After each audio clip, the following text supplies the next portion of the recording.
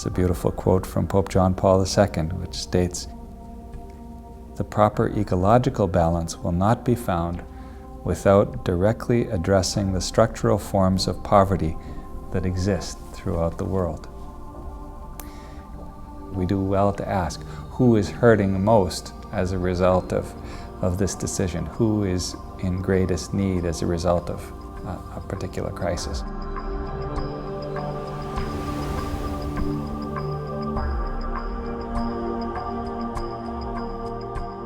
Where the earth is desecrated is also where women are desecrated and the poorest of the poor are desecrated. So the healing of both and the finding of the avenues of support and integration is so vital for this time.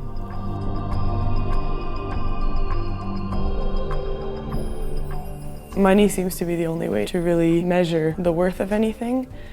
And I think we really need to get away from that, especially in terms of your relationship to food and the relationships with people who grow your food. We always talk about cheap. In terms of other things that you want to buy, you don't ask for the cheapest. Why does your food have to be cheap? The people that grow your food put a lot of labor into it. We step away from the poor. We step away from anything that's unpleasant, anything that we perceive or our society perceives as unpleasant, like the elderly, like the dying, like the poor, because they're no longer useful. They're no longer producing. They're no longer part of the economy. But we're also stepping away from our sense of belonging here on this earth. The fact that this is our home, and that as we use it up, our home is shrinking and is becoming very sick.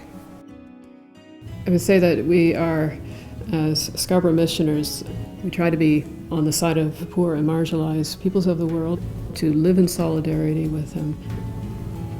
And more recently, I've begun to say that that has involved as well being in solidarity with the whole community of life.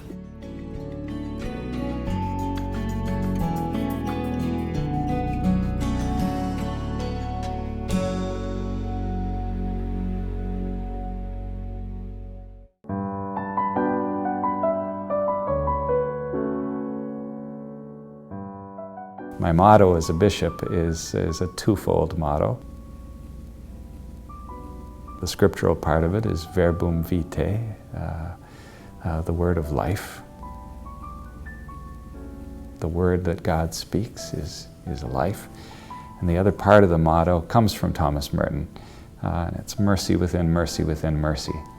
And it's from his book, The Sign of Jonah. And God saying to Jonah, to Merton himself, and to us too, "I have always overshadowed Jonah with my mercy. Have you not had sight of me, Jonah, my child? Mercy within mercy within mercy."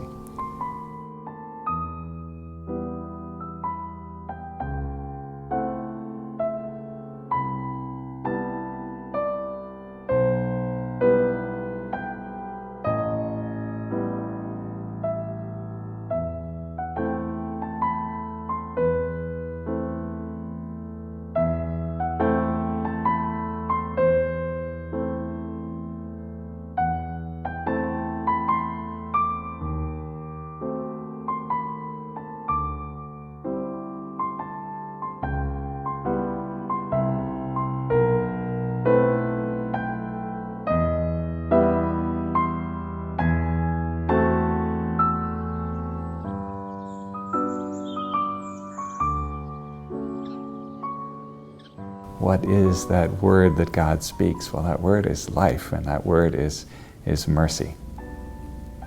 I'm very moved by Pope Francis's witness in that regard already. He talks about this age as needing to be an age of mercy, where the Church, above all else, shows forth mercy. And that word is about a way of living and a way of being in relationship with each other as individuals, as communities, as Christian communities, but also a way of being in relationship with the environment.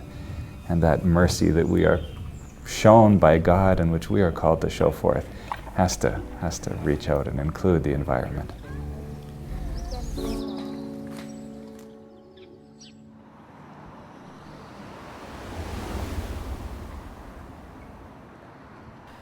What Scarborough's Justice and Peace Office tries to focus on is, we look at where Scarborough missioners are serving overseas, and what is it that's going on here in the north that is impacting on where people are in the south, and what are some of those issues that we could be working on here.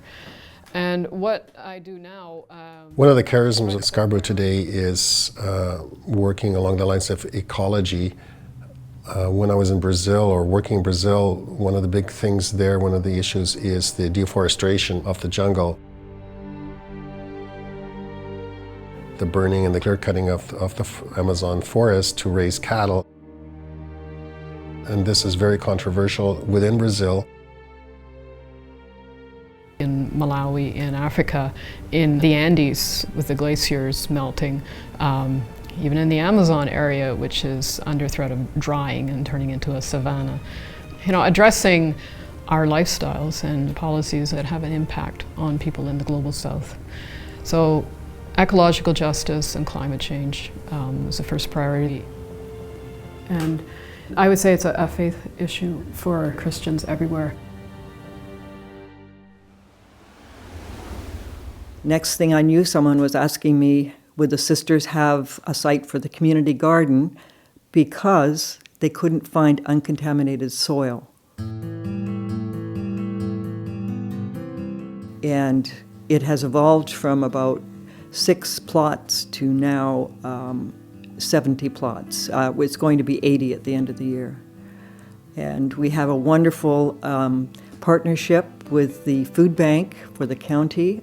So this is a huge overflow of the ministry, you know, connected with ecology, connected with theology and spirituality. We can't just talk about ecology. We have to learn to live it in this day and time. It's essential.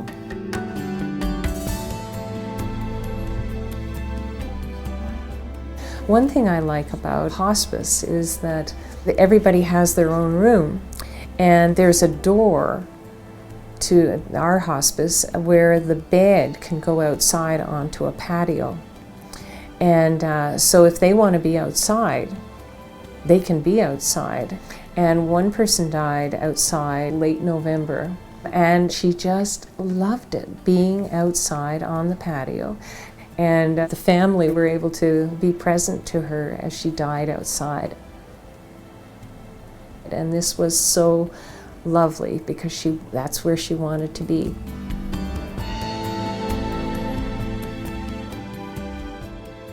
The most significant line in the Bible is probably God is love. If one really believes that God is love, then everything that was created was for the benefit of all of us. And it is something beautiful, but it's not just a beautiful backdrop, it's something that we interact with all the time and therefore have to handle with care. It's not something that you hear preached about regularly on a Sunday. However, it is something that many parishioners with Catholic groups who are promoting the environment are connected directly to environmental conservation, preservation, working towards fighting different initiatives, different injustices that may be harming the environment. This document from the bishops invites the people of God to take seriously the environment, to truly take on our responsibility of being witness to a different way of living in relation to the environment, a way that's sustainable, a way that's life-giving for all people.